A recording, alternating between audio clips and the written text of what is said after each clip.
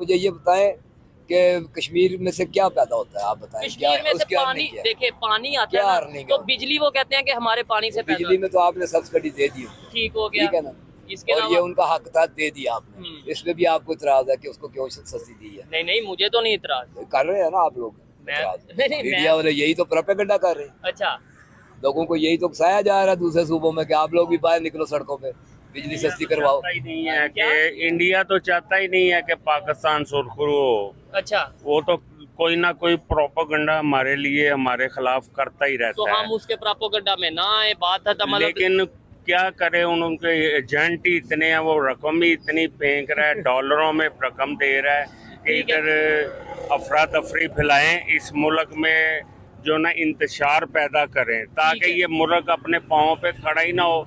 उसकी वजह से तो आज हमारा ये हाल है, इंडिया की वजह से। इंडिया की वजह से। जो जो मोदी सरकार जब से आई है ना, तब से हमारा यही हाल। इकबाल ने कहा था, जब उकाबी रूह बेदार होती है जवानों में, अच्छा, नजर आती है उन्हें अपनी मंजिल आसमानों में। ठीक है, नहीं तेरा नशेमंद कसरे सुल्तानी के गुंबद पर, ठीक है। तो शाही है बसेरा कर पहाड़ों की चट्टानों में। आइडिया साल होगा। में तकरीबन जो है 19% लोग टैक्स दे रहे हैं, 81% जो है वो टैक्स नहीं दे रहे। अच्छा। नॉन फाइलर जो फाइलर होते हैं उनको सिंगल टैक्स पे करना पड़ता है और ठीक है। उनके पैसे भी लीगल हो जाते हैं क्योंकि उन्होंने पैसों के ऊपर टैक्स पे किया होता है। हम्म। और जो नॉन फाइलर है उनका ये सीन होता है कि वो डबल टैक्स भी देते हैं लेकिन उनके पैसे लीगल नहीं होते क्योंकि वो गवर्नमेंट ऑफ पाकिस्तान से कोऑपरेट नहीं करते। F-70 थंडर त्यारा जी।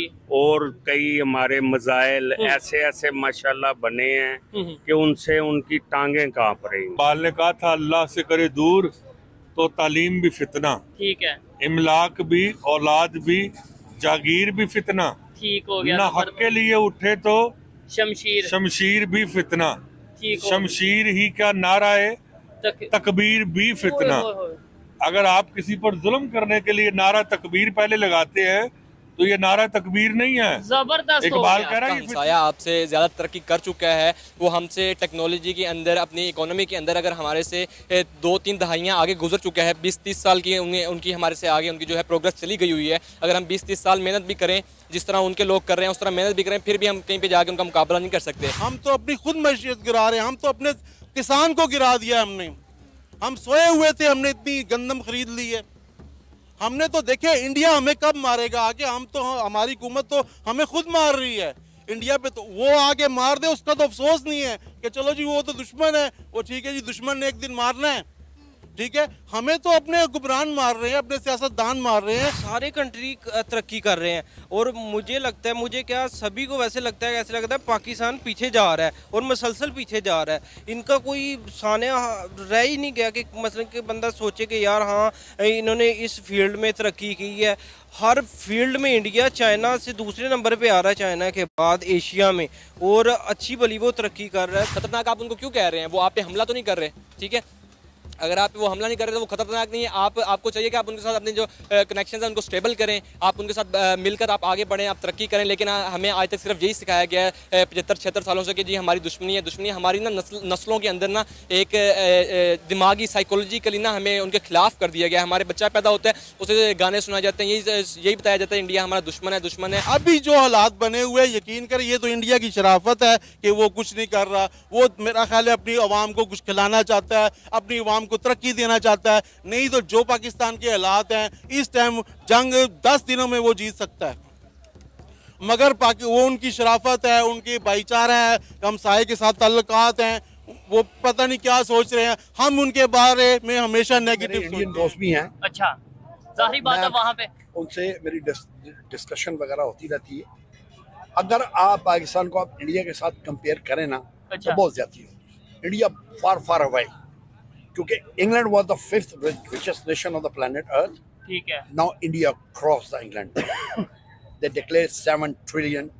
ठीक हो गया। इंग्लैंड अब 6th हो गया और इंडिया 5th हो गया। वो नया जो इंडिया, न्यू इंडिया, ये तो हमारे पाकिस्तान के जो नुमाइंदे हैं यूनाइटेड नेशंस में, उन्होंने ये कह दिया कि भाई न्यू इंडिया इज डेंजरस। मतलब कि जैसे किस वजह से कहा होगा? दुनिया के सबसे बड़ी जो मार्केट है ना, वो इंडिया में है। ठीक है, 1 अरब 25 करोड़ की आबादी है उनकी, इससे भी ज्यादा ऑलमोस्ट, इससे भी ज्यादा तकरीबन है। इतनी बड़ी मार्केट उनको मिली, वो कभी भी इंडिया के खिलाफ नहीं जा सकते, हमेशा उनकी तारीफ ही करेंगे। ठीक हो जाहिर सी गया। बात है, उनको अपना मुफाद, अपने मुफाद की खातिर तो वो अब एक जगह पाकिस्तान हो एक जगह इंडिया हो, ठीक है। अगर पाकिस्तान अपनी राइट पे होगा लेकिन फिर भी वो इंडिया को फेवर देंगे। 88.8 का पाउंड है अफगानिस्तान में, ठीक है 98 99 का है इंडिया में, ठीक है 115 120 जो है वो है बांग्लादेश में, ठीक है। 350 360 पाकिस्तान में। होए होए होए होए। तो इसमें किसका कसूर है? नवाया सोनिया भाई पुराना ही चल रहे हैं। अनफॉर्चुनेटली जो हमारा मीडिया है, दुनिया में सबसे बड़ा जो झूठ है वो मीडिया है। ठीक है मीडिया में वो आपको चीज बताई जाएगी जो उस कंट्री के मफाद में है। ठीक है ये क्यों कर बताएंगे कि इंडिया जो है वो तरक्की कर गया है। पॉइंट है। अगर ये इन पब्लिक को बताना शुरू कर दें कि इंडिया तरक्की कर गया, तो पब्लिक कल को इनसे ये क्वेश्चन करेगी कि इंडिया भी तो हमारे साथ ही आजाद हुआ है ना, वो कैसे आगे निकल गया है।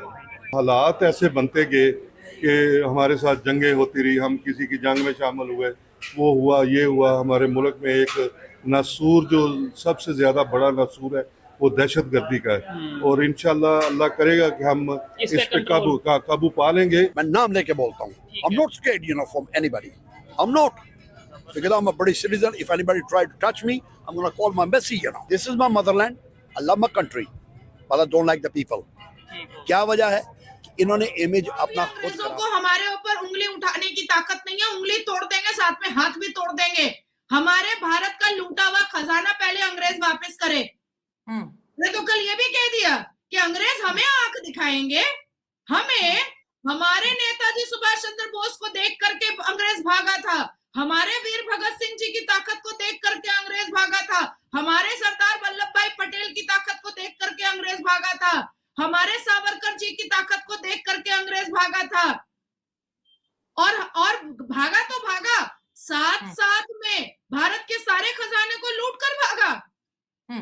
तो अंग्रेज हमें आंख दिखाएंगे, हम अंग्रेज को आंख दिखाएंगे और उन्हें हमारी आंख देखनी पड़ेगी। और अगर हमारी आंख नहीं देखनी है, हमारा अहंकार नहीं देखना है, तो भारत से लूटा हुआ सारा खजाना पहले रिटर्न करो अंग्रेजों। हम पीओके में इलेक्शन करवाएंगे। अब जब पीओके जो है वो हमारे अखंड भारत का हिस्सा होगा, तो वहां पर जितने भी प्राण प्रतिष्ठा होंगे उसके इनॉग्रेशन के लिए कौन जाएगा? मोदी जी तो जाएंगे ही, हर हाल में जाएंगे, जाना ही है। आज भारत चांद पर जा रहा है, आज भारत सूरज को फतह करने की कोशिश कर रहा है। आज भारत के इसरो में मुसलमान युवा जवान लड़कियां काम कर रहे हैं। आज भारत में जो शिक्षक मुसलमान हैं वो बड़े बड़े पदों पर बैठे हुए हैं, सर्वोच्च न्यायपालिका जा रहे हैं। और भारत देश इतनी तरक्की कर रहा है। भारत का अगर आप एजुकेशन का डेटा देखिएगा तो हम 79.8% शिक्षित हैं। और आज पाकिस्तान क्या कर रहा है? या तो 72 वर्जिन गुरुओं का दीवाना बन के घूम रहा है, और या तो फिर गटर में कूद रहा है, और या तो बम गोली बारूद कर रहा है। अभी थोड़ी हो रही है, जैसे पीओके से थोड़ा थोड़ा होता था, बलोच से थोड़ा थोड़ा होता था, अब वैसे ही सिंध प्रोवान से भी धीरे धीरे आवाजें निकलनी स्टार्ट हो रही हैं। तो आप सोचिए कि आपका पाकिस्तान ऐसे ही तो इत्तू सा है, वो भी भीख मांगा हुआ है। वो तो नेहरू को मर्जी थी देने की, उसने बाप की जागीर समझ करके दे दिया नेहरू साहब ने पाकिस्तान जिन्ना को जमीन। अब आप उसमें से भी सोचिए कि पीओके अलग हो जाता है, बलोच अलग हो जाता है, सिंध प्रोवांस अलग हो जाता है, तो बचता क्या है?